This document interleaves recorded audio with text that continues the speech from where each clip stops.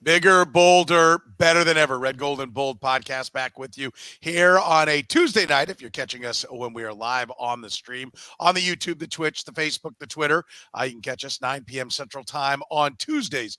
We stream the podcast live. If you're catching us via the podcast, thank you for whenever you're grabbing it. With us, as always, Jeff Chadiha from the NFL Network, NFL.com, Eric Eager from Pro Football Focus, PFF.com. My name is Soren Petro from Sports Radio 810 WHB in Kansas City. You can catch me at 810WHB.com. The greatest game in the history of all organized team sports happened on Sunday night. Jeff, that is a true or that is a false statement? Let's begin right there. Well, it's false. It was a great game. I've watched a lot of football. Give them one, Chadiha. What? I've watched 25 years of National Football League football, covered it professionally, and watched it since I was 11 years old. It's probably in my top 10. I'll put it there, but not my top 5. So, Jeff, what's that? Can you give me, because I agree with you that you don't want to be a prisoner of the moment, right? You don't want to tell me because I have a few that I'll throw out there. Mm-hmm. Tell me one that you think is at least on par with it, if not better. I would tell you when I was 11 years old, I watched the greatest game ever, which was the Miami Dolphins, San Diego Chargers. I wanted to guess a Dolphins Divisional Playoff round. I watched that same year the San Francisco 49ers beat the dominant machine that was the Dallas Cowboys with a catch that still lasts as probably the greatest play, one of the top 5 plays in the history of football, and launched the Joe Montana dynasty. I was at the Tuck Rule game. I was at the Patriots loss when they were undefeated to the New York Giants in the Super Bowl. And I was at the Patriots win over the Seattle Seahawks. And Malcolm Butler picked off a pass in the end zone on the last play of the game. So those all were higher stakes games, all with bigger moments, all with longer lasting historical implications. This game had great moments, great quarterback play. But as far as historically, it's not going to measure up to any of those games that I watched. I have one that I watched.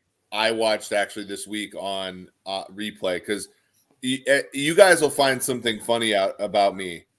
I have not watched one game from the 2021 season not live. I never rewatch games in a season not live, but I do go back and watch old games.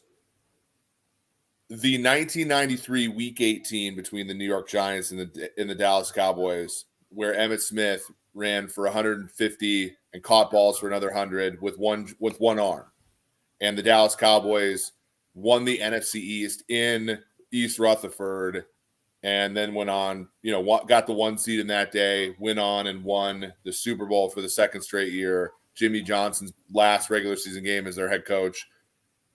It was only 16-13, so it's a different brand of football. But, it is weird. There are just games. But I feel like this game is in the conversation, isn't it? Patrick Mahomes, there's never been in the ESPN stats and info database a team that earned a non-fluky win. And I say non-fluky as in they didn't run some razzle-dazzle touchdown play at the end. What the Chiefs did with 13 seconds left in the game to set up a game-tying field goal is unprecedented. That's never happened. That's a different conversation too. About how it happened. It's a different conversation. Sure, but every and you and I disagree possibly on this too, but Malcolm Butler interception was because the Seattle Seahawks threw the ball. But he still had to make the play. Many of them wanted to run it with Marshawn Lynch. But sure, the Chiefs were certainly set up for the field goal because the Bills did the stupid thing and didn't kick a squib.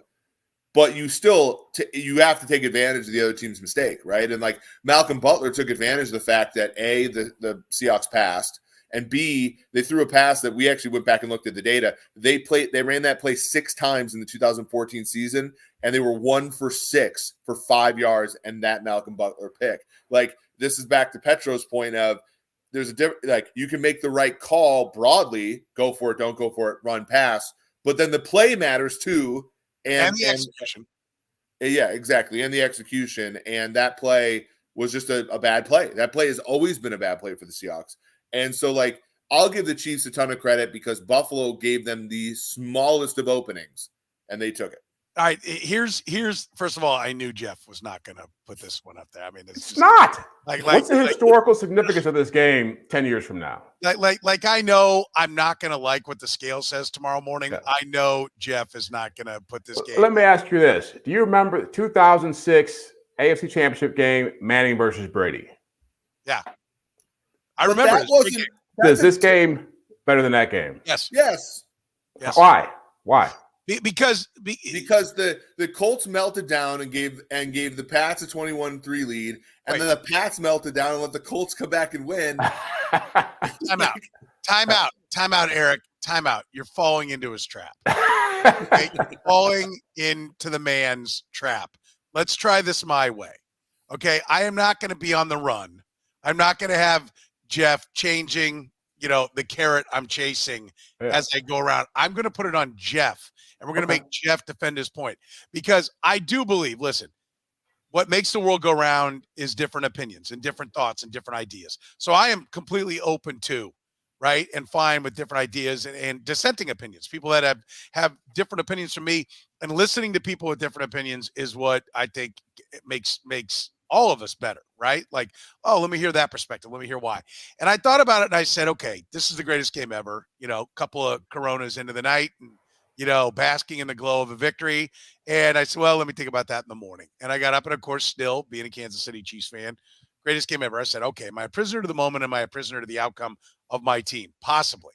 I said, what would be reasons that someone would say this wasn't the greatest game ever? And I came up with a couple.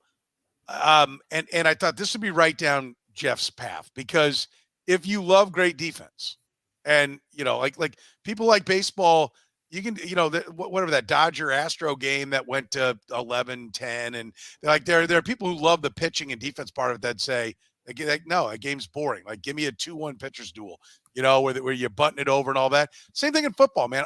Hey, there is something to be said about the beauty of a 10-7 slugfest, right, with a bunch of great defensive plays. So the defense wasn't great. Let's call it what it was. I think you have to reverse engineer that and say, was it because the offense was so incredible? In some ways, yes, but in other ways, they were just blown coverages, right? Now, and not to cut you off, was the defense as bad as you think it was? I don't think it was. No. Yeah, no. See that? I agree with Jeff. It wasn't. That game was going to go under the betting total if the Chiefs get a stop on that fourth down. Right. I think the defense was better. I think there were bold, like you said, why? I'll answer a couple of those en route to the ultimate question that I want to ask you. There was great coaching calls, successful coaching calls, right? There were a few of them, like maybe you want everything to work, but like if the option play works with Blake Bell, then does that mean that it was bad defense by the everything that works one way is kind of a failure the other way? But I'm with you. I think the defense is better than maybe people would look at it. But there were some just hey, that guy's toast, right? You'd like to see every play be a contested ball, all those things. And I said, well, Jeff might not like this one. This may not be on the top of his list because it's not going to have the caliber of defense that he probably would like. But when the game you give me is Chargers Dolphins, which was so off the radar for offensive football from the time it was played, I don't know how you could arrive at not loving this game and then putting that Dolphins-Chargers game, which I, too, am old enough to have remembered watching that game. One of the first playoff games I remember in my football memory is that game, and it was incredible.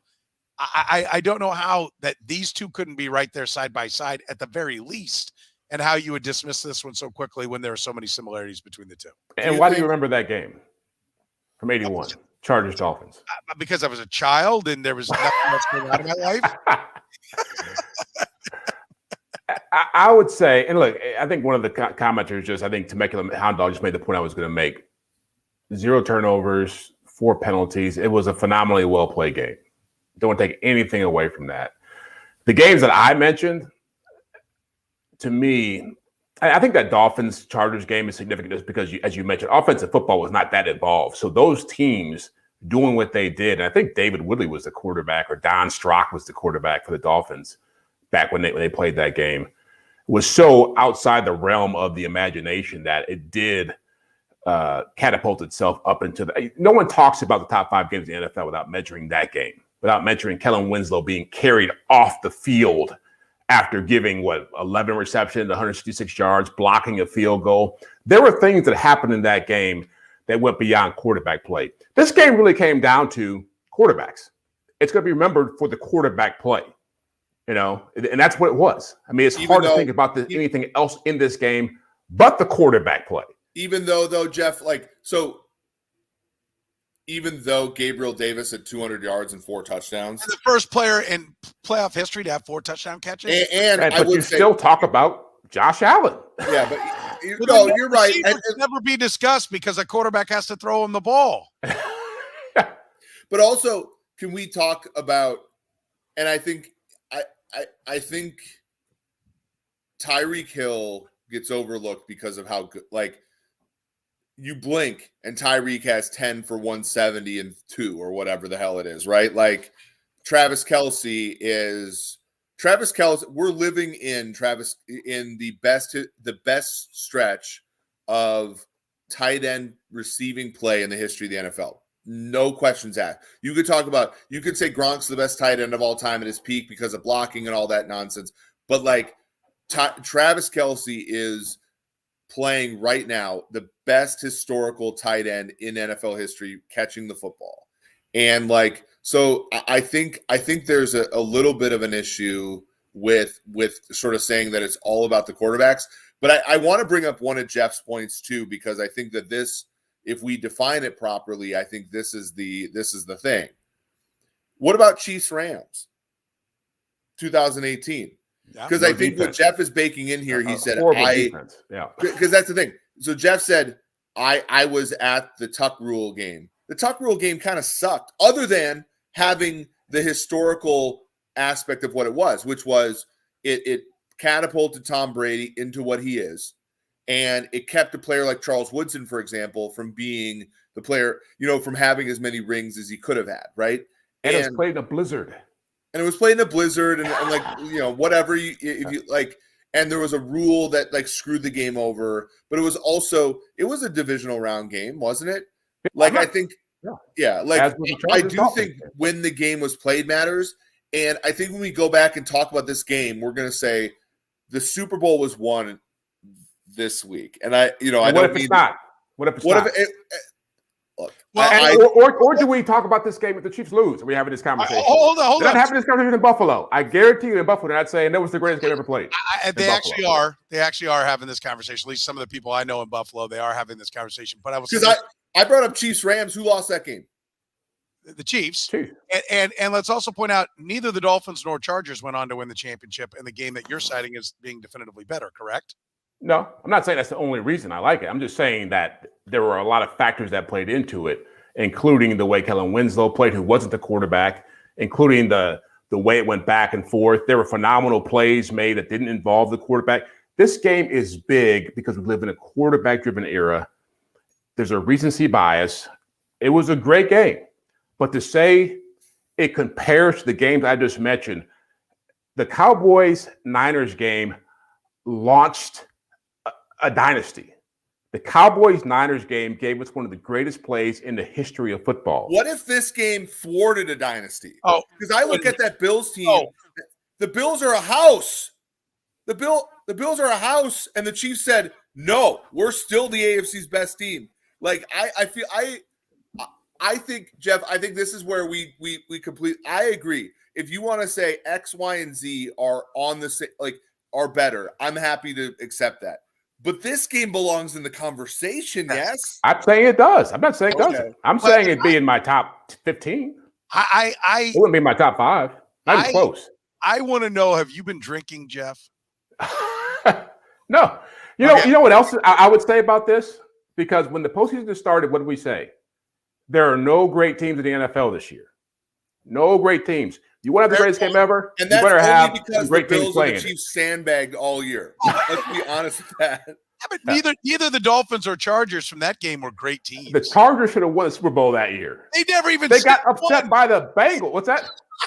They never even sniffed one Super Bowl. They got upset by the Bengals in like a 20 below 0 game.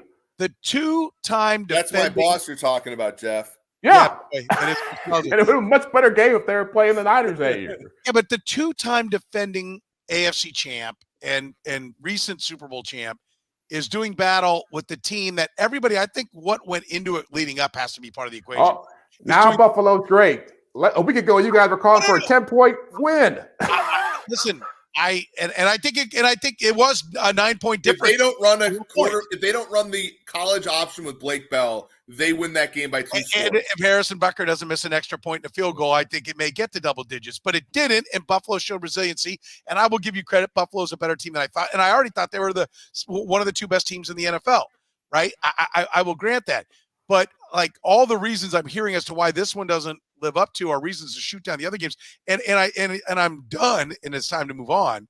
When I hear you chirp Cowboys Niners this year, like no, he's talking about 81. He's talking about 81. Oh, okay. I was like, you got to be kidding. No, I mean, 81. He's talking about the catch, right? Like the catch. Yeah. Just one of the greatest plays in the history of the NFL. Yeah, but I mean, go back and look at that game. It's been on recently. It was a great game. It was a great game in its era, but it doesn't hold water now. I mean, it literally, and you know what else made that game great? It's what and I don't remember who it was. I put it up there, but talking about the history of the game, said part of what will make this game the greatest game of all time, or won't, will be what happens with these two teams moving forward. Right? If the Kansas City Chiefs go on to win the championship, it'll make this game even bigger because they stared down being 75 yards and 13 seconds away from it being over.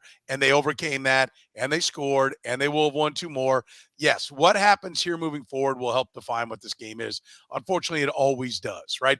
2 turds could play a compelling game, but nobody watched it. Nobody will remember it, right? This one. That was like the one, and I don't mean to interrupt, but like, and I watch a lot of those because I'm giving Jeff's network a lot of credit here. I love the top 10 stuff, right? And there was like the top 10 quarterback battles of all time, and like number 9 was like Matt Stafford against Brady Quinn. Like that's the kind of stuff. Hey. Remember that game in Detroit where like they went back and forth and that was great. But you guys would appreciate this one, Eric. You and Soren would appreciate this one. I was at the Niners Saints divisional round, same round, divisional round game. That game Alex Smith won. What's that? That game belongs in the list. Yeah, but I'm saying it was the same kind of game. Great back and forth, great finish. Vernon Davis, big catch from Alex Smith at the end. So I'm not sitting here saying that should be the greatest game ever. Well, what constitutes the greatest game ever then? What am I missing on historical significance? I say historical significance. Jeff, that's a great example of a similar game, though. Like that's what I'm saying, and I'm not saying that should be the greatest game ever either. Well, it's a very similar game. If the Chiefs I've seen this game before. That's what I'm saying. I've seen this type of game before. You've never seen it. You've never seen a wide receiver have 4 touchdowns in a game. You've never seen 25 points scored in the last 150 something of the game. Was that a record? You've never seen. Was that a record? You've never seen. Was that a record? No one told me that was a record. I'm not falling for the trap. 25 points in the last 2 minutes. That's a record. You've never seen 4 touchdown catches in the playoffs is a record. Am I wrong? I don't know. No one told me that. 4 is a record. You also have never seen a quarterback hold off an upstart team to host 4 consecutive AFC Championship games. That was also what you have not seen before, and that is what the Chiefs have done. Oh God! There have never been. If they had lost this game, we'd be on to the 3rd topic by now. No we wouldn't be sitting here talking about this game for like 20 minutes. We were here at 3 and 4. We were here at 2 and 3. We've been here the whole time. If Josh Allen would have won it with a 13-second drive or tied it and won it in overtime, we would be. If the Chiefs hadn't come back from the 13 seconds, we might not be. I think that's a fair point. But I will say this: there's never been that many lead changes in the last 2 minutes. And this I would equate to what's the greatest? Just one answer. What's the greatest fight you've ever seen? The greatest fight? Oh God, probably Hearns Hagler. Yes, it was 3 rounds of haymakers, yeah. and we had 9-10 good rounds and finished with 3 rounds of Hagler Hearns. That's what the last 2 minutes were. They were the whole Hagler Hearns fight, and I would answer the exact same thing. They were the whole Hagler Hearns fight. I love it when you fall into my trap. Yeah. The whole Hagler Hearns fight in the last 2 minutes with take your best 12-round fight or a really good 12-round fight and put that at the beginning. Now, I don't know how that doesn't equal the best fight you've ever seen. Well, it's the best fight that I saw. Ali Frazier is probably the best fight ever, right? I mean, I can't. That's what I'm saying. It's like there are other games that we haven't. I'm not going to say that Hagler Hearns is the best fight ever fought. I haven't sat and watched it. I knew you would rain on the parade, Jeff. That's why I brought my raincoat. Ask Bob Glauber when you get somebody else on here with something. Oh, you know what Bob Glauber will say? Some jet giant preseason turn. Oh, he's going to say Patriots. It was the Giants. preseason game where Rex Ryan went up to Coughlin and said he had something in Victor Cruz. That's Glauber's favorite game. It'll be butt fumble. It'll be Patriots Giants. 14-10. We know that it'll involve the Giants. Was it Mahomes' best game ever? Real quick, and we'll get rolling on a couple other things. We got a lot of stuff to get to. Yeah, I think it was. Pat played it. I think it was his best game because it showed his maturation. They threw 44 passes, not one went over 20 yards. He wound up with 378 total yards. I think he started out with the mentality he was going to have to run to make plays. You know, he was the leading rusher. His decision-making was on point. This was the kind of game that easily could have been, and for both quarterbacks, really, it could have easily been a situation where you were going to try to do too much, try to play outside yourself, force the issue. And I think he recognized he was going to have to play at a high level. He recognized the other guy playing quarterback was playing at a high level. And yeah, so for my money, it was easily the best he's ever played. You know, and I think it was a very classy thing he did after the game, which was to go find Josh Allen after he threw the touchdown pass, Mahomes threw the touchdown pass, and give him a hug. You know, I think two reasons. One, I think he knew what it was like to be in that situation, to have lost that kind of game after playing at a high level. But I think he also recognized the magnitude of it. And what I told somebody else on the radio earlier today is, you know, to use your boxing analogy, you don't get Ali without Frazier. You don't get Burr without Magic. You don't get Borg without McEnroe. You don't get Troy Aikman without Steve Young. You don't get there's all So as great as Mahomes has been, he becomes greater when there's somebody who's equal to him in talent and playing equally well. He had to be pushed to a different level. Petro, it's okay to say that Mahomes is the best quarterback in the league, but also acknowledge that his greatness.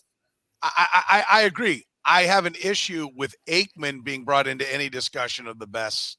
Aikman, and we can do this in the offseason if you want, because Aikman is the worst Hall of Famer in the Hall of Fame. So we will not. There's no making. The only reason I'm not going to bring up Namath is because apparently he's like my third cousin, and that's where my athleticism comes from. You know, but yeah, I'm okay. We'll talk about that later. But I think it does add, and this is why I'm so pissed that the Bucs played like a bunch of yellow belly pigs Sunday, and they're not going to be in the Super Bowl, because I do think they're beating on the rematch. It enhances Mahomes' legacy when you say he retired Andrew Luck. Yeah. He retired Dean Pease, at least, I mean, once. Now he came back. Falcons suck. He beat Josh Allen. You beat Deshaun Watson, right? Like I think when he puts these pelts on the wall, right? Like that's going to be a pretty, like, he beat Justin Herbert for the AFC West this year. Like, it's going to be a pretty impressive collection, and it's different than Brady in a way. Although Brady's biggest pelt was, Phillip Rivers and obviously Peyton Manning was the biggest one. But I agree with Jeff to the extent of, like, the Josh Allen, the Justin Herbert, the Joe Burrow this week, right? Mahomes has never beaten Burrow. Like that adds to the legacy. That adds to the legacy of what Mahomes has done. And I really do like. I think it's awesome. I think it's great that he's done this. And I do agree with Jeff. I think one of the coolest things was going up to Josh Allen, because I do think, like, I actually tweeted this out right before the show. Thinking about, and like somebody on the Chiefs told me this, which was, you walk by the Bills locker room Sunday night, it was ugly, right? Like, it's hard to, build the thing up, lose in 20, build the thing up, lose in 21, build the thing up every single year when you consistently get thwarted. And it just makes me go back and think about those Bills that made 4 Super Bowls in the 90s, kept losing, kept coming back. That was a pretty impressive bunch. And I wonder, to sort of come back at Jeff a little bit about his take about this game, if this is the game that permanently puts Buffalo a tier below Kansas City in the AFC, I think it'll have enhanced meaning versus what we're feeling right now. If the Bills lose Dable, if they lose Les Frazier, and this is never the same for them, and this was the best it was ever going to get, I think this game matters. Yeah. I think so as well. And listen, I don't argue the point. I said, I think Jeff's right. You need strong opponents to prove your greatness, right? And sometimes you get beat by those strong opponents. Coming back and beating them again, the Ali Frazier is a perfect example. I'm in total agreement with that. That someone's got to prove to be a challenger, or you just look around and say, did the era suck? And this guy was the only guy that could do it. Although I will say that there is no shortage of people that will say that Wayne Gretzky was the greatest hockey player of all time, right? So, I mean, and there really wasn't an equal until he slowed down in his career. So from that standpoint, I would, I think it is possible to do it without having a massive challenger. But so I listen, I get that point. But to your point about, who he's beaten, who he's retired, I mean, listen, he's now 1-0 against Luck, 1-0 against Mayfield, 1-0 against Watson, 1-0 against Garoppolo, 2-0 against Josh Allen, 1-0 against Ryan Tannehill, and 1-0 against Ben Roethlisberger, right? Tom Brady has a 2-3 against Peyton Manning, a 2-2 against Joe Flacco, an 0-1 against Matt Stafford, Nick Foles, Mark Sanchez, Jake Plummer, Ryan Tannehill, Eli Manning, he's 0-2 against. I mean, you get in there and mix it up enough, you're going to get your nose bloodied from time to time. But right now, the Cat's 8-2. I mean, it's about as good as it gets. Like for your first 2 losses are against Brady. Yeah, I mean, I think Brady's 9-1 in his first 10. Mahomes is 8-2 with a chance to finish 10-2 and possibly have a second championship. But to your point about this performance, I think it may have been his best, even though there might be some bigger statistical ones, just because there were no mistakes. He was doing it with his legs. Yeah, he did a lot more evading in the pocket than I think people may want to realize in Kansas City. He was under a little more duress than you certainly wanted to see him under, yet he made it all work again. It was Magic Pat again. And that is, great for that game, but maybe a concerning sign as we move forward. We'll come back to the game for a second, but today Ryan Poles went to the Bears as the general manager. Eric, what did the Bears get with Ryan Poles? I know you do a lot of work. You've done a lot of work at PFF with general managers on working on different analytics that can help, make their job better. What Ryan Poles from being around the general managers, what do they get? What does this mean for the Chiefs losing him and the Bears getting him? First off, like, Ryan Poles is a very savvy person. There are people in that building who have gotten GM interviews before. There are people in that building who have been in articles about who could be the next GM. And Ryan Poles hired an agent, prepared, and he crushed all 3 of his interviews. Like that. To me, there's a little bit of this guy kind of knows what he's doing aspect to Ryan Poles. From the people that I talked to within the building, they describe him as, very detail-oriented, a good evaluator of talent. I tweeted out that the discussion of the Chiefs' offensive line being the most valuable offensive line per dollar in the NFL. And I was doing that kind of as like a global thing. And somebody within the building just texted me and was like, that's a Ryan Poles tweet. Ryan Poles is, that was his contribution to one of his contributions to the team. Jeff, from my interactions with him, he's very, very smart, very, very curious, which I think you have to be as a GM.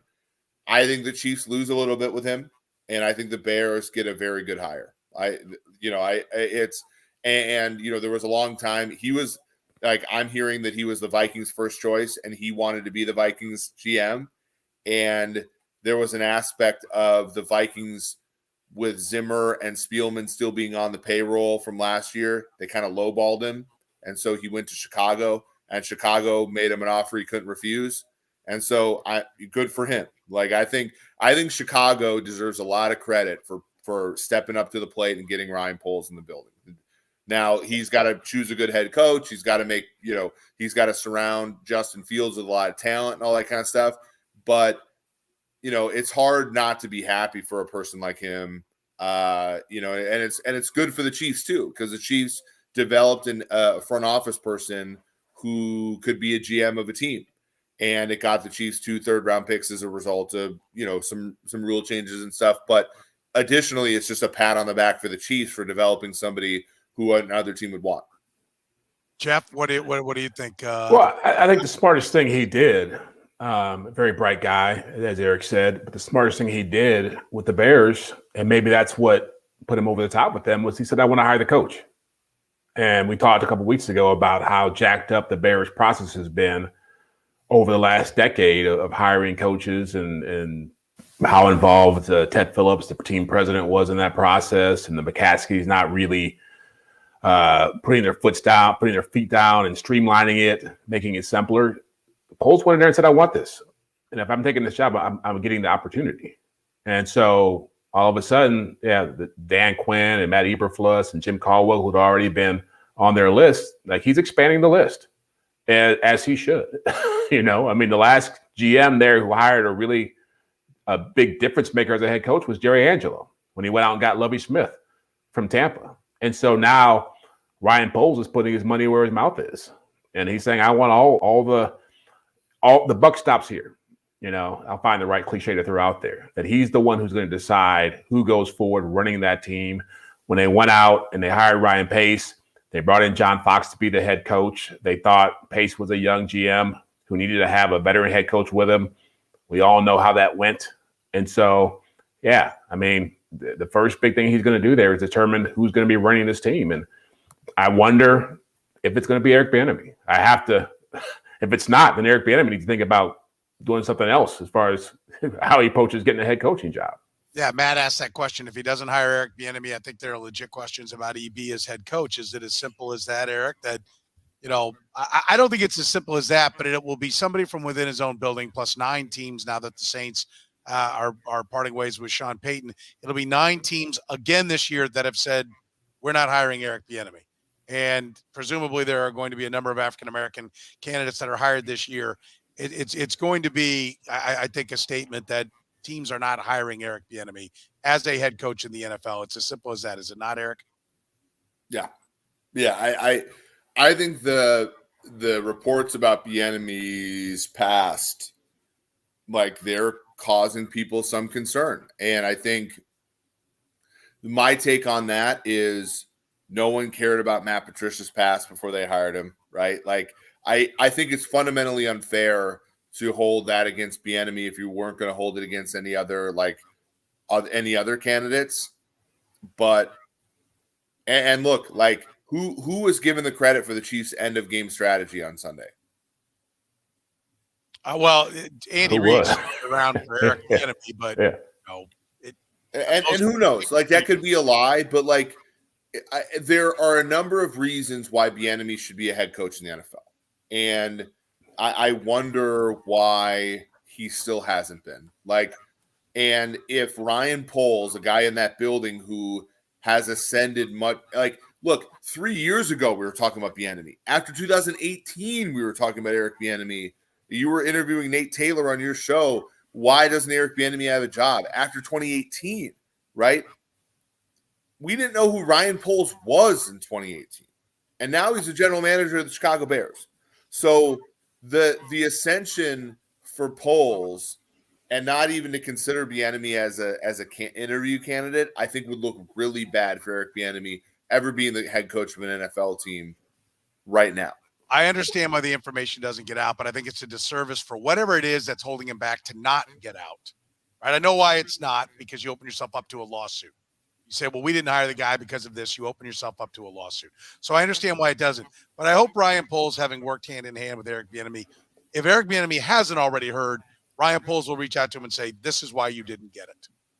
And if Eric Bieniemy wants to be a head coach and knows that no NFL team is going to hire him, then he can take a different route, as Jeff's talked about, the kind of money that's there on the college ranks. I think the disservice is not knowing why he's not being hired, right? Because it opens it up to speculation. If his off the field life is a disaster, then you at least know. And owners are being unfairly criticized for being racist when there's something that's a real reason to not hire him there. It's unfair to the owners. And if that's just being used as a smokescreen because it is racism, it's unfair to Eric Bieniemy.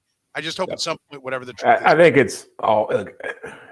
think it's a lot less complicated than that. I think every owner has their own view of what they want from a coach, their own process. Some have really good hiring processes. Some have really jacked up hiring processes. That's how Urban Meyer winds up in Jacksonville, and why John Harbaugh winds up in Baltimore. A guy who was coaching special teams for Andy Reid and walked in and wowed the owner Steve Bisciotti and with the Ravens. But the thing about Ryan Poles getting hired that people are really overlooking here is that when you start talking about trying to get more minorities involved in head coaching jobs, you need to have more minorities involved in front office jobs. You need to have more minorities involved in GM jobs. That's why Poles saying I want to make the hire matters. In the last 3 GM hiring cycles, there's been a lot more minorities hired. There were 3 hired out of 7 spots last year. Poles has gotten this job. It sounds like Kwesi Adolfo-Mensah from Cleveland is going to get the job with the Vikings. The NFC North could have 3 minority GMs. And so when you have those guys in those positions, I do think there is, for better or for worse, there is a responsibility for them to look at guys like Eric Bieniemy and say, either one, be honest with you why you're not getting the job, or say, I'm going to give you the shot nobody else is going to give you because I believe in you. All this other stuff that's out there, that's smoke, it's not true. You're a leader. I want you to be my head coach. Now, I get they just had Matt Nagy there who coached with the Chiefs that a couple commenters, listeners have commented on. But again, if you have conviction, you have belief, and you think you can coach the hell out of a football team, you hire him. Yeah, no doubt. The point that Jeff makes is a good one, because one of the reasons why, so the funnel has to, the issue is the funnel is profoundly unfair. So if you look at who are 2 coaches on the Viking staff, Adam Zimmer and Clint Kubiak, right? Now, those guys are probably really qualified by the time they get to that point, but they're getting the $30,000 jobs as the quality control coach because they are, in the family members of the teams, right? If you look at the Washington football team staff, there's a Rivera on that staff. There's a Del Rio on that staff. And to me, unless you get minority candidates at the top, you're not going to get minority candidates at the bottom either, right? Because of socioeconomic issues and all that, like there's less of a chance for, if you try to tell somebody who's got, let's say, $50,000 of student debt, hey, I'll give you a job for $25K to be let's say quality control coach for the Rams. No, that guy's not going to take that job because it sucks. And Jack Del Rio's kid's going to take it because Jack Del Rio's got millions of dollars, and it doesn't really matter what his son makes. You know what I mean? And like that. So to Jeff's point, which is 100% true, you need to empower people, from underrepresented groups at every level of the organization, or else you are not going to get them at the point where they can mature and become the most qualified. Like, I have no doubt that Belichick's son's the most qualified guy to be the sort of mulleted, defensive coordinator guy on the sideline. But was he the most qualified to be the entry-level guy? Probably not. Right. But the fact he's Belichick's son gets him that. And then, 10 years of work makes him the most qualified guy. Right. Like that's where that's the root of all of the inequality. Right. Is the entry level stuff, which you only get if you are privileged. And we've withheld that privilege from a lot of people. Is this offense of the Kansas City Chiefs, Jeff, is it the most complete now that we've seen it come back alive, hang 40 plus in 2 playoff games? Is it humming along at an 18 level now? Yeah, I think it is. I think what you saw in this game was the variety of weapons. It was encouraging to see Jerick McKinnon, who we talked about last week, whether he was going to get a lot of run or not, start the game and have a big role in it. It seemed like they found a role for McCole Hardman that fits. At least for this game, it did. We'll see what happens next week if he's running the Wildcat again. But they used him, I think, very efficiently. And again, Mahomes was playing a different kind of game than he was playing back in 2018, when it was more about, this may upset some people. It was more about flexing. It was more about how they were going to win as opposed to just winning. This felt more like a Tom Brady one operation when he was in his prime. This felt more like, okay, I know what I have. I know what I have to do. I know how to manage the game. I know when I want to, pursue the big plays. I know when I'm going to get the looks I want to have to take advantage of. I know when it's okay to punt. And so, and guys like Pringle made plays. I think, I wasn't big on the option play at the goal line with the belldozer and whatever, whoever he pitched it to. Was it McKinnon he pitched it to? It took the loss. Yeah. But aside from that, I thought that the diversity of weapons, the play calling, this wasn't a game where it was about, we're going to do all these little tricky plays and all this gimmicky stuff. They were very, very focused, I think, from kickoff. And that to me was, they have so much talent and they're so used to the success they've had that they can get a little bit full of themselves when they play offense.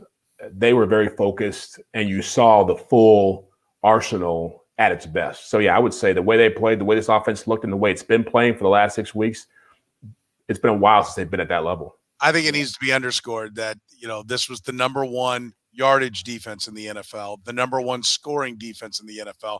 A lot was made of Tre'Davious White not playing for them in this game, which is true and is a loss, but they've been without him for a while and learned to reshuffle the deck. I think one of the things, I'd give a bit of a mulligan to Steve Spagnuolo on his side of the ball, because they had a game plan that included Tyrann Mathieu, and they lost Tyrann Mathieu early. That wasn't what happened with Tre'Davious White. Their game plan was built based upon knowing the personnel that they were going to have. We'll switch to the defense, but quick, Eric, do you see this offense being as good as 18? Sammy Watkins is a big deal, but and he was Byron great. Pringle's name get thrown around. I mean, Byron Pringle, and he was great. But let me read off some statistics for you guys, because I know I'm the math guy. Over the last 4 games, McCole Hardman has turned 16 targets into 225 receiving yards. Generally speaking, if you are a 10-yard per target receiver, that's like John Taylor of the old Niners, right? You're a stud as a secondary player. McCole Hardman has been well above that, about 13 yards per target last 4 games. 5 carries, 47 yards. It's over 9 yards a carry, including what I thought was a really good play against the Bills on Sunday. He's also turned 5 punt returns into 104 yards, so 20 yards a punt return. And somebody asked here, it was a great question, Terry McCauley underneath there, does Hardman's performance solidify him for a spot next year? I think the answer is yes. A contract extension, probably not. I think the Chiefs have to sort of negotiate with him what it means to be McCole Hardman for the Chiefs, which is you're not the number 2 receiver. You're not the number 3 receiver. You are a rich man's DeAnthony Thomas, right? Like that's who McCole Hardman is for the Chiefs. But I think having him play that role means that they could cut Josh Gordon, right, and put him on the practice squad. Having Byron Pringle and DeMarcus Robinson. By the way, I haven't seen DeMarcus Robinson screw up in weeks, which has been throwing the football. That's a revelation. A revelation. That's another positive. He had the best. His onside kick recovery against the Steelers was the best catch I've ever seen him make. But having Pringle and Robinson, I think ultimately, if you're the Chiefs going into this offseason, and somebody actually wrote this, I think it was Donald Trump, but spelled differently, the O-line has been solid. I think the offensive line being great this year has been a benefit. The one thing, and I think that's keeping the Chiefs from being a perfect team and being the 2018 sort of comparison, the number 2 receiver, they're doing it by committee. And it's Pringle and it's Robinson. And in a perfect world, there's a better player there. They got to find their Gabe Davis. They got to find their Gabe Davis. They got to find their Sammy Watkins. Maybe Sammy comes back. I don't know. I mean, what's happening with Buffalo is Gabe Davis is becoming Stefan Diggs, and Stefan Diggs is becoming the number 2. Because you take a look at the game by game, that may sound blasphemous. Diggs disappeared on Sunday. Diggs disappeared on Sunday. He's by next year he'll be the number 2 wide receiver, which is okay, which is a great thing to happen if you're a franchise. If you have a player who's really good and then somebody gets better and they earn more targets, I mean, that's a good thing for the Buffalo Bills. Well, that's how it was in Minnesota when Moss took over for Carter, right? Carter's Hall of Famer, and Moss just superseded him. Like that. Diggs had 4 targets in the first 2 drives of the game against the Chiefs, had none until the 2-point conversion, and which was a great catch by him. But like that was sort of how the game played out, and Gabriel Davis ate Mike Hughes' lunch the whole game.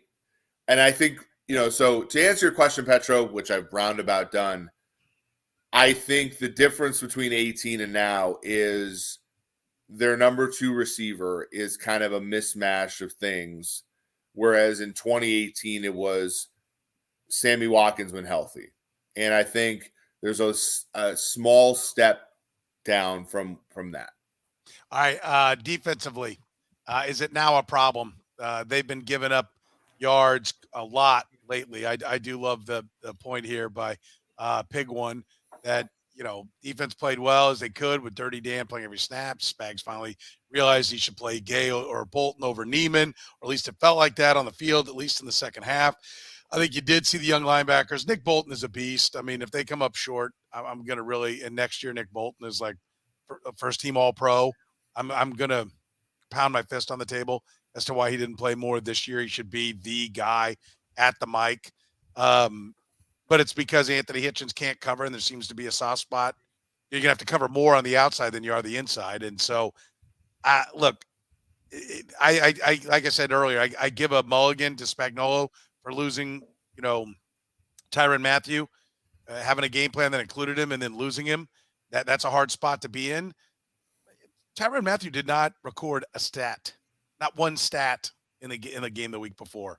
Now, there are a lot of people wondering, is Tyrann Mathieu just trying to get through this thing, more worried about being unscathed than he is about winning a championship? I mean, those are the rumblings, fair or not.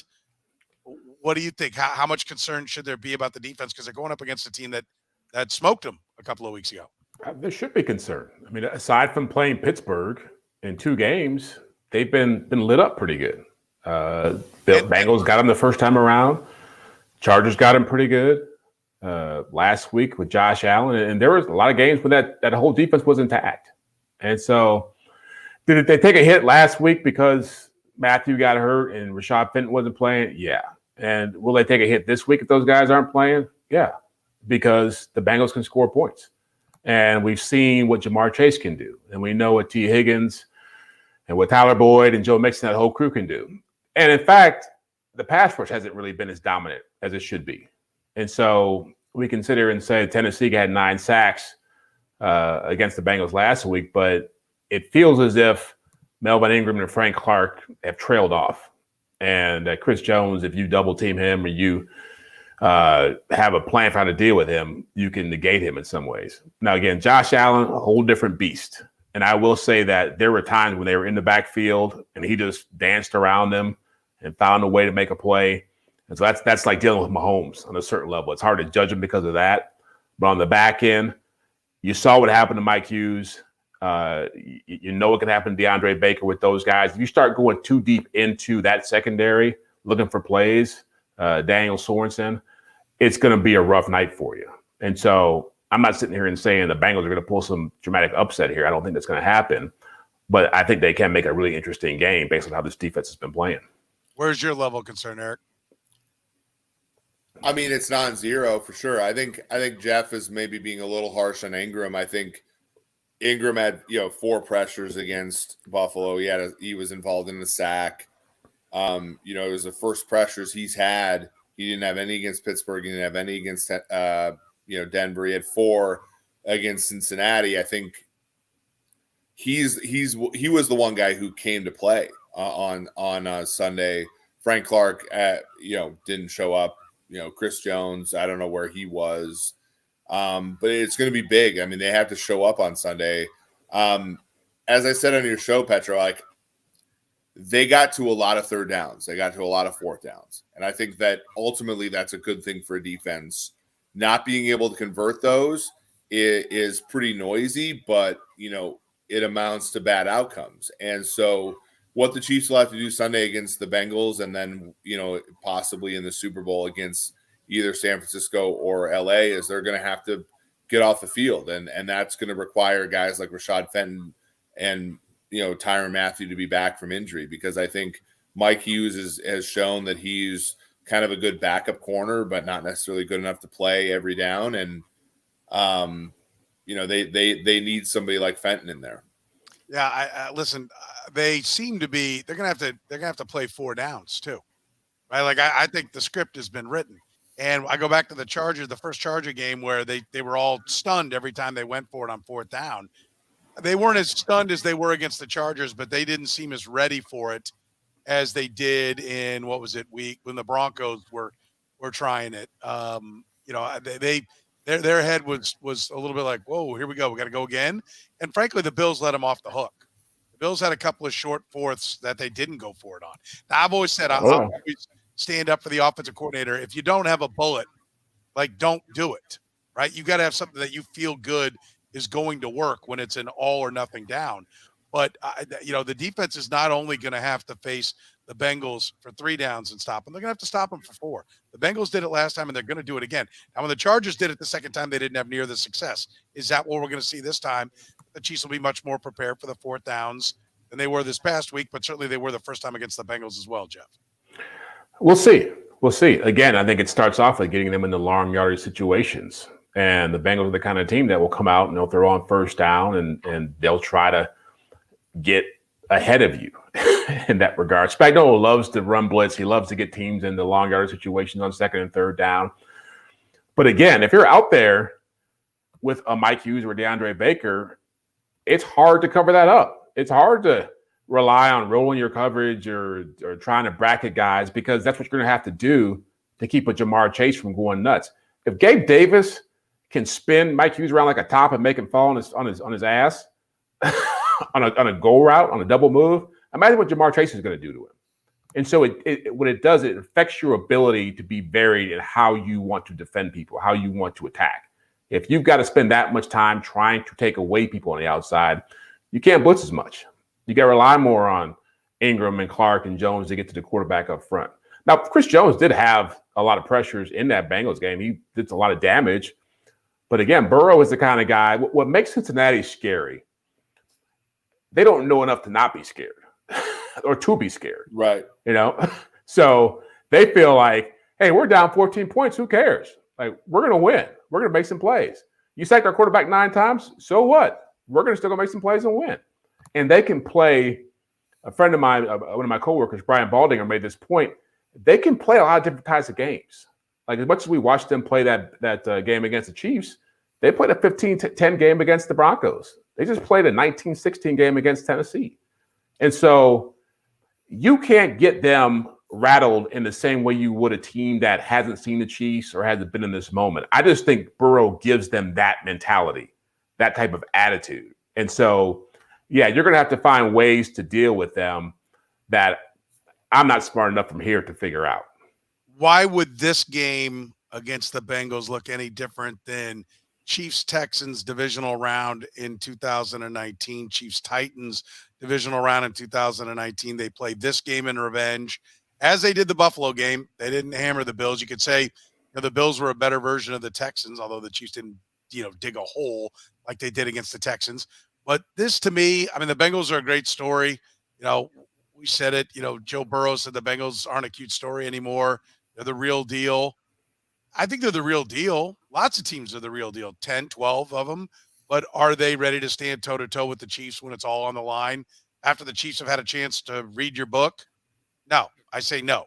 And I think that's why the odds makers agree, and they're 7.5 point favorites are the Kansas City Chiefs. Is this just look like what those games did in 19? Chiefs' second crack at them, playing with revenge, and they dismissed the Bengals at some point in the second or third quarter, and they breezed the fourth.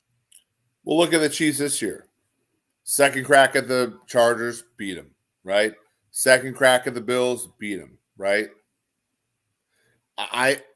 To me, the Bengals needed a lot of things to go right to win that game. And I think the Chiefs, if they just play an average game and the Bengals just play an average game, I think it's pretty trivial that the Chiefs should be favored in this one. And I think that's, why the odds makers have installed the Chiefs as 7-point favorites. What do you think? Temecula says, how does Spags approach this? Rush 4, blitz? What's the approach? I think he plays coverage. And then when he gets favorable downs, long yardage down, he comes after Burrow. But I think we'll know better what the game plan is likely to be based on what Matthew can do. If he clears concussion protocol, I don't know where he's at. I mean, I think Andy said he's feeling good, but that doesn't mean anything. He was tweeting today like he's going to be back. What that means. But if you read his tweets, you would certainly think that he's planning on playing. Yeah. So, but again, he was out there the first time. I expect both teams to play at a high level. I think it'd be different if I hadn't watched last week's games and if you had told me the Packers were going to score 10 points and lose in Lambeau Field, that Joe Burrow was going to get sacked 9 times and win in Tennessee, and that the Rams would be up 27-3, let the Bucs come back and then win it on an all-out blitz and kick a game-winning field goal, you have a better chance of curing cancer than seeing all that stuff happen. And so I just think it's been a crazy regular season. It's been a crazy postseason. I don't think the Chiefs should win the game, but I don't think there's anything that inoculates them from having those kinds of moments happen where a team that shouldn't win is giving you a tough game. What about the Orlando Brown piece? The fact that he didn't play in the last game, Eric. How much of a factor is that in this game? It's some, although Tooney played a really good game against the Bengals, right? And the other one is Trey Hendrickson. He came out of that game Saturday with an arm injury, right? And he set the Bengals record for sacks in the season. No Larry Ogunjobi, who I know is a disruptive player. I think DJ Reader played a really good game against the Titans, but the Chiefs aren't going to do what the Titans did, right? I think the Bengals defense is a nice story, and that I think that gets them on the green against most teams who aren't very good. But against the Chiefs, I just don't see it being enough, right? I think the Chiefs are going to be able to do what they want to do. It just depends upon whether or not the Bengals make the Chiefs do 10-play drives or challenge them and make the Chiefs do 5-play drives. Because to me, that's how the game sort of plays out. And weirdly, the Chiefs have been so good and so optimized for crossing the street on the way to the end zone 10 times that if the Bengals play a defense that plays back, it's going to limit the number of possessions Burrow has, and I think it's going to hurt them substantially. Yeah, but keep in mind, I want to raise this point because it gets dismissed pretty easily or forgotten. The Bengals dropped 2 interceptions in that game. Yeah, and they have moments where they can actually, even that Tennessee game, start with a pick. If the Chiefs have turnovers like that, that can flip the game as well. I agree. I will also point out Travarius Ward had his palm on a football that then somehow rolled over the top of his hands and into Jamar Chase's hands. While Jamar Chase levitated in the air, there were a lot of well-covered completions. All the noise went to other than what Jeff's saying, which is the interceptions. Yeah. But all of the variance went to the Bengals in that game. All of it. And I think some of that comes with playing at home, right? Yep. And that won't be the case in this game, Jeff. How much does home field matter in this game? Not as much as I would think, as you would think. It didn't matter in 3 games last week. And those were some tough places to play. Lambeau Field, 0-degree weather, Aaron Rodgers on the other side, an offense that has scored 23 points in the postseason. Think about that. 49ers have scored 23 points. Offense on fumes, and they found a way to get a win. And so I think this is the year where there are enough teams out there who think they have a legitimate chance. Going back to what I said at the start of this conversation about, the greatest game ever. I think there aren't any great teams there are a lot of very good teams. And when you have that mentality and you have some talent on the other side, that trumps. I don't think the Bengals are going to come in here scared. By no means. Because if they were going to be scared, they should have been scared last week going into that Tennessee game without Larry Ogunjobi, a beat-up defensive front, and the Titans getting Derrick Henry back. And they played like their hair was on fire. Again, I think that's more to do with being young and being cocky and not knowing what the moment means. But I don't think that quarterback that they got is going to fold, which means their team ain't going to fold. I think the odds makers, listen, recency bias works on, 3 road teams won. So the road teams have the advantage in this round. Not so much, right? I'm not saying that. I'm just saying home field doesn't mean as much. And I agree. And Eric will tell you that the math backs that up as well. I do agree. But I think it matters in this one. I think it's going to matter in this one. The baby Bengals did a great job, but Tennessee is not a home field like Arrowhead is. I mean, the Bengals took over. The Titans also suck. Like let's be honest. Like, hey, let's put this in perspective. Patrick Mahomes has never won a game there, right, against that team, and Joe Burrow just did. Yeah, I mean the fact, and look, Joe Montana won one career road playoff game before he came on the Chiefs. Part of that is because you're so good in the regular season, you don't have to play on the road in the playoffs. That's part of the Mahomes mystique.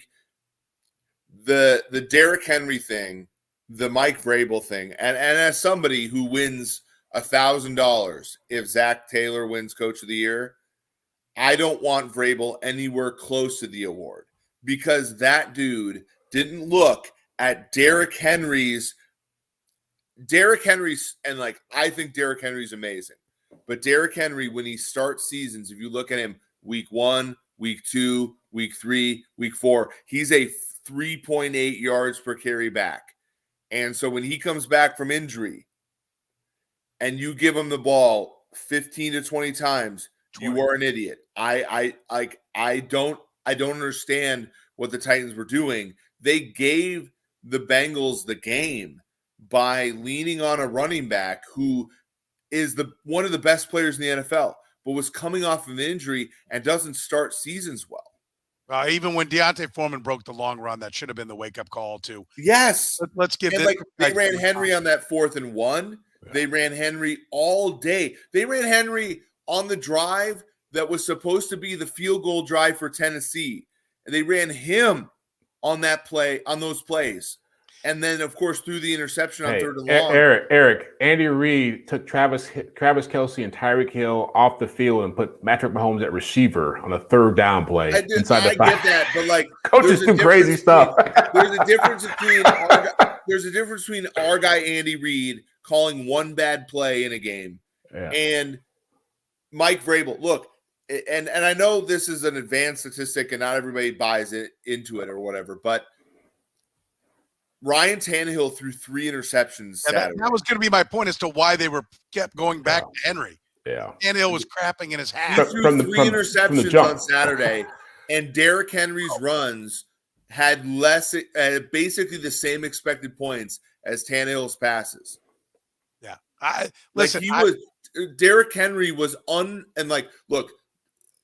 Derrick Henry was unfit to be the president of the Tennessee Titans on Saturday. I don't want to spend we can talk more about that on Thursday in the 2D podcast because I don't want to pound away, but Ryan Tannehill was unfit as well. And, I took grief because I had Tannehill ranked ahead of Garoppolo. How about that? I had to get crapped on by our midday show because I said, Garoppolo sucks. Garoppolo threw for 131 yards, no touchdowns, and an INT. And tried to throw the game away. And I was mocked for saying Tannehill's better. That's how bad Tannehill was. Right? And I kept my mouth shut and didn't go back at Corey. When I came on the air, I'm like, I'm not even going there because why I'm arguing over, who's the tallest. That bad. I'm not. They both suck. Like that's fine. I'm not going to have that argument. But I get your point. And listen, I'm with you. I think the Chiefs are going to handle business, and I think they're going to handle it in a big way. I was on VSiN today, the betting network out of Vegas. And at the end, they said, well, what's your pick? I said, I'll take 37-20. I actually said 34-20, and then I realized I was putting it right on the total.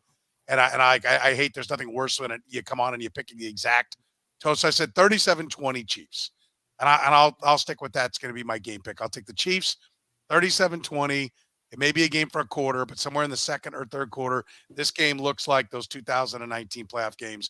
The Chiefs separate and leave the Bengals in the dust. Eric, I'll let you go next. I think you're going to be a chorus to what I just said, and then we'll let Jeff, hit the big, ominous music at the end. I actually think it's going to be Chiefs 27-20. My betting pick on the game, and look, famous last words, because I liked under in the Buffalo game, but I think it's going to stay under. I think the Chiefs are going to control the game. I think it's going to be 27-13 with like a minute or two left, and Joe Burrow is going to come in and backdoor the total or the spread. But I think the Chiefs control the game, but I think it's a lower scoring game than what we saw in Paul Brown Stadium.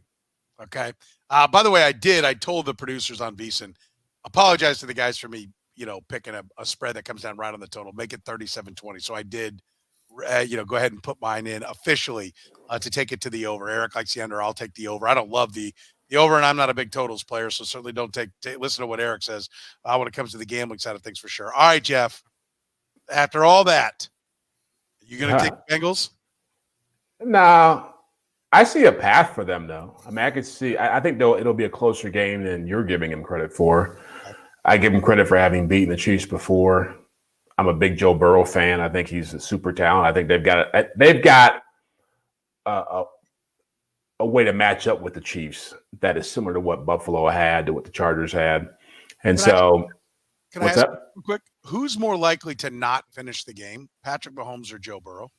What do you mean not finish the game? Get knocked out?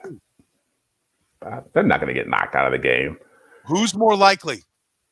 Oh, well, probably Burrow because they got a worse offensive line, but he's not getting knocked out of the game. I just want to be clear. They Because sacked him 4 times the last time they played him. and he got sacked 9 times, but eventually one of them's going to knock him the hell out. And he's got to do a better job of getting rid of him. It ain't happening this week. I promise you it ain't happening this week. But you look at the Chiefs' record against good teams, against good quarterbacks. They play close games. Overtime against the Chargers, overtime against Buffalo. I think they win it 31-27. Bengals. Yeah. What's that?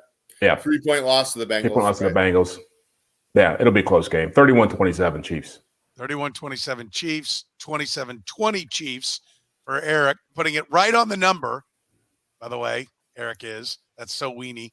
And I'll take 37-20. Those are our picks. All right. We want to thank you very much. If you have been listening to us on the podcast, you can catch us live when we stream live on Facebook, Twitter, Twitch, and what am I forgetting? YouTube. You can catch us there. And, of course, our 2 Deep podcast comes Thursday night at 9. We stream that live as well on all the same platforms. Hit us up with some nice comments, some likes. Tell your friends about the podcast, Red, Gold, and Bold, on Tuesdays, the 2 Deep.